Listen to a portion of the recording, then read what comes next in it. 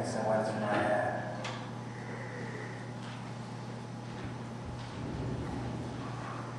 It's impossible to describe how all the hope within me seemed to have been nailed on that cross.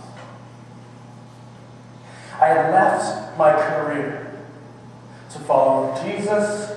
Now there is no Jesus. I had left my family, even offended some, to follow Jesus. Now there's no Jesus. What am I going to say? What am I going to do? What am I going to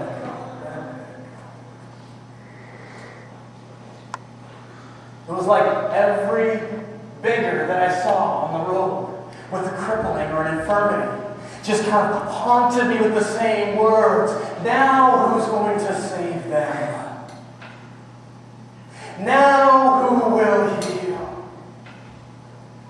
And with the blind man I saw on the road as it passed by, I turned my face away because the same words, now who will touch him?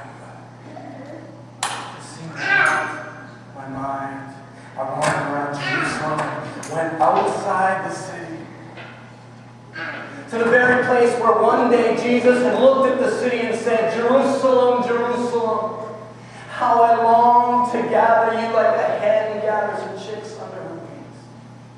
But you wouldn't have it. And all I could think was, Jerusalem, Jerusalem, you are left abandoned because there is no hen, there is no good, there will be no gathering. As I came back into the city on Sunday morning, early, first day of the week, I met an old friend. He wasn't one of the 12. His name was Cleopas. And we saw one another from a distance. And we looked and we couldn't smile. We embraced. And let go a little sooner than we want because you can feel when the other person is about to cry. I said, friend, where will you go? He was with another. And he simply said, we don't know, we're going to Emmaus. We just got to get out of the city. And I spent the city just wandering around, trying to make as little eye contact with people as I could. And it was into the night already when I saw Cleopas again. It's unusual for someone to travel at night, and I know he had left in the direction of Emmaus, and this time he was coming back.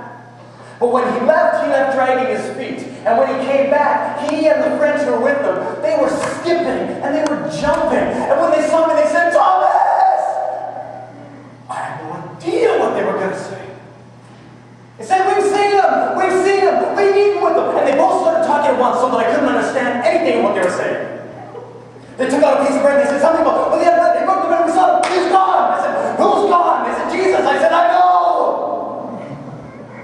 They said, no, he's gone again. I said, no, he's gone already. They said, no, he's come back. He's alive. We've seen him with our eyes. For starters, there are a few things less irritating than someone who's very happy when you're very sad. But beyond that, what they were saying didn't make sense to my mind, but my heart wished for all that was in it they were saying.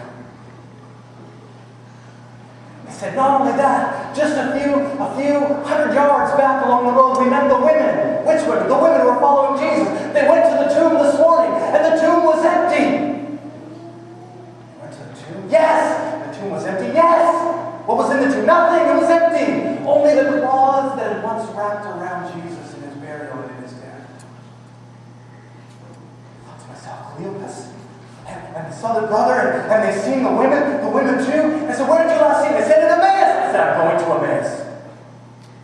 And so I left in the dark of night. I went to Emmaus because I've got to see for myself. And if that's where Jesus was last seen, then obviously he's heading from Jerusalem to Emmaus, and I'm going to catch up to him. I quickened my pace. I broke into a jog until my breath caught up to me. And when I went around the city, I asked everyone, have you seen Jesus? And those who knew him and knew of him held their faces down. They only knew of the crucifixion.